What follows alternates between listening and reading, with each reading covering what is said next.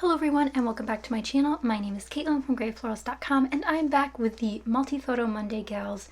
Becky, Dolly, and Miranda I believe are joining us, and sometime Lisa joins in, so definitely check them out, link down below, so you guys can see what they're creating this month. So this is now a monthly series that'll take place on various Mondays throughout the year, but be on the lookout for more from us. So starting off here, I have a double page layout using my How to Kill a Kit with Style monthly kit.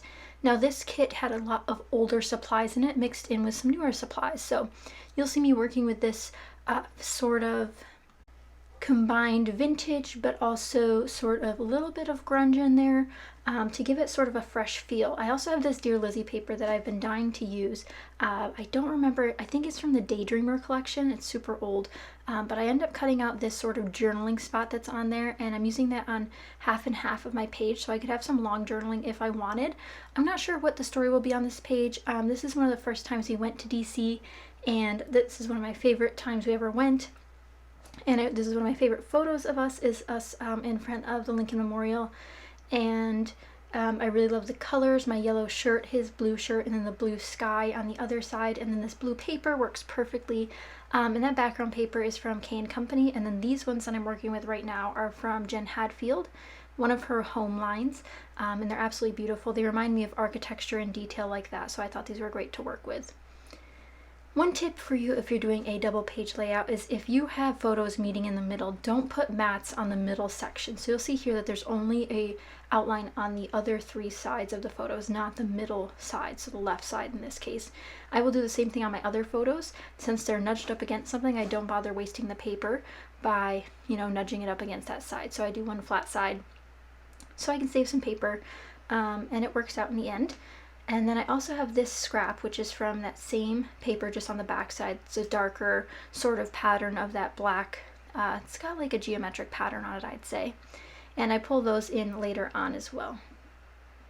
Now I'm looking for something else to put underneath the photos, because I want this to kind of go like a nice horizontal line behind them. So I end up cutting this paper, which is from the Tradewind stack from DCWV, and it's a dark navy with some lighter blues in it on a little script pattern, which I thought worked beautifully. And then I also pull out this beautiful floral, which does have a cream background, but if you guys can tell, there's also cream in the K & Company paper background.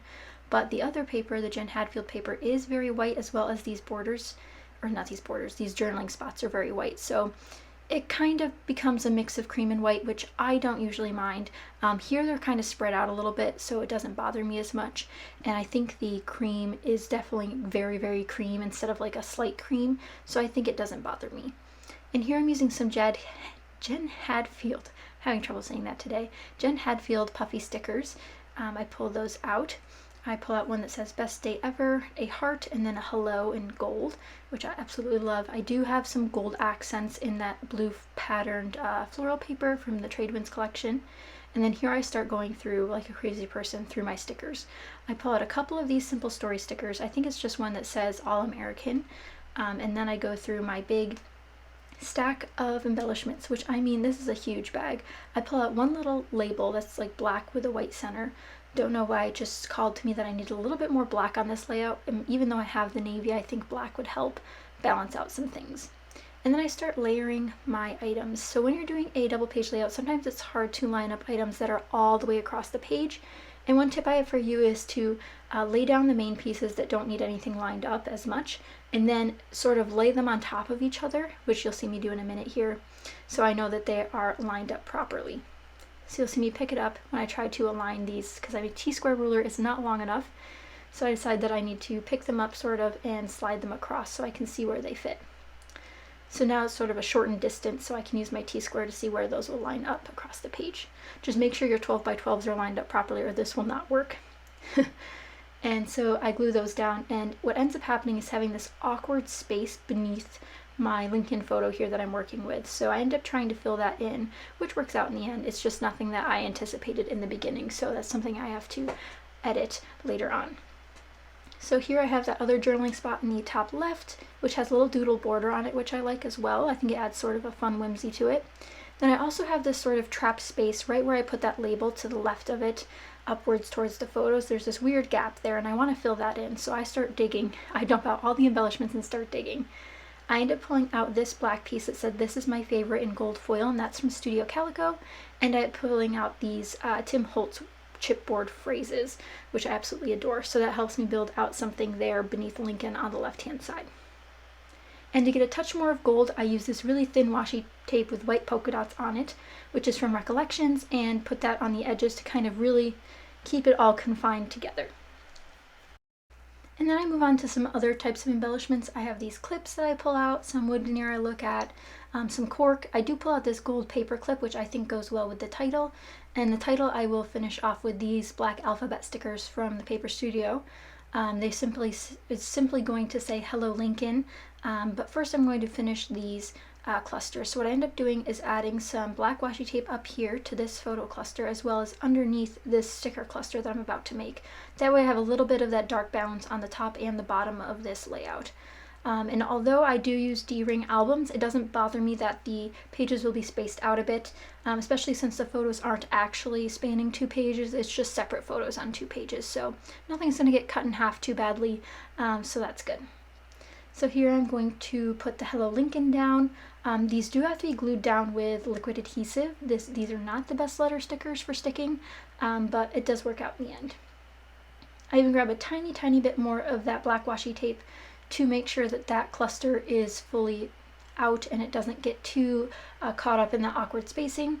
And while there is an awkward space now between the hello and the this is my favorite section, I do end up just leaving it. I think it'll look fine. Nothing too crazy about that. Then I'm going to finish the journaling section I have in the top left here. I trim that down and then add the sticker that I pulled out that says Best Day Ever. And this layout is almost complete. I am going to add some sequins. I use Metallic Mess as well as I think it's Earthy Treasure that I end up using. Beautiful golds and blues, again, just absolutely beautiful. And of course I want to add some more Tim Holtz on here. I thought these would pair perfectly with the larger chip pieces. So those are just kind of paired together later on once I glue down the title. And again, this is a Jen Hadfield sticker. I just put extra adhesive on the back of that. And I don't remember exactly which Tim Holtz phrases I pick out. I think it's something about beauty. I don't know, they're really cute though. But I like how that brings in more of the contrast to those other sections that might be light dominant. So once those are glued down, and I do end up picking those 2 right there. I think one says Collect Beautiful Moments and one says Today is Full of Possibilities. And then I start decorating with my beautiful sequin clusters. Again, I use Earthy Treasures and Metallic Mess, and you can use my code Caitlin15 for 15% off your Spiegel Mom Scraps order. And I love their sequins. I am on the design team. If you guys are interested in seeing more of that, head over to the Spiegel Mom Scraps channel where you can find out more of my layouts using sequins. So essentially I'm just going to plop those around into some little clusters. Most of the clusters are of 3 sequins to give some color variance and size variance, but those help your eye move around the page. And once those are glued down, this layout is complete. I hope you guys enjoyed. Be sure to check out the other ladies listed down below because you don't want to miss out on their layouts. There will also be some close-up video of these at the end in case you guys are interested in seeing those a little bit more. But thank you guys so much for watching. Be sure to give it a thumbs up if you enjoyed, and be sure to subscribe if you'd like to see more multi-photo layouts and more. So thank you guys again so much for watching, and I'll see you guys next time. Bye.